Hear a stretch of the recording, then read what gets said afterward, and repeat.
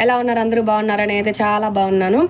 నా మైండ్లో ఒక క్వశ్చన్ అయితే రన్ అవుతుందండి. ఆ క్వశ్చన్ మీ ముందుకు తీసుకొస్తున్నాను. అదేంటంటే, ఈ సంవత్సరం వినాయక చవితి చందా వినాయకుడికా లేదంటే విజయవాడకా? అఫ్కోర్స్ రెండింటికి ఇచ్చిన వాళ్ళు కూడా ఉంటారు. నేనైతే వినాయకుడికి ఈ సంవత్సరం ఒక్క రూపాయి కూడా ఖర్చు పెట్టలేదు. అదేంటి మీకు భక్తి లేదా అనొద్దు, భక్తి చాలా ఉంది. బట్ ఏంటంటే మన భక్తి అవతల వారికి భుక్తిని సంపాదించి పెట్టలేదు. కాబట్టి నార్మల్గా ఇంట్లో పూజ చేసుకున్నాము. వినాయక చవితి చందాకి ఇచ్చే అమౌంట్ ఏదైతే ఉందో దాన్ని నేను విజయవాడకి అయితే డొనేట్ చేయడం జరిగింది.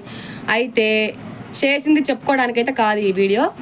నాలాగా ఎంతమంది ఆలోచించారు అంటే వినాయకుడికి ఎంతమంది ఖర్చు పెట్టారు, విజయవాడకి ఎంతమంది ఖర్చు పెట్టారు, అండ్ మన ఫాలోవర్స్లో అంటే మన యూట్యూబ్ ఛానల్ ఫాలో అయ్యే వాళ్ళల్లో ఎంతమంది మనలా ఆలోచిస్తున్నారు అనేది తెలుసుకోవాలని నాకు ఒక ఆతృత అనమాట. సో అందుకని ఈ వీడియో చేస్తున్నాను. ప్లీజ్ కామెంట్ అయితే చేయండి. దీన్ని నెగిటివ్గా మాత్రం అస్సలు తీసుకోవద్దు.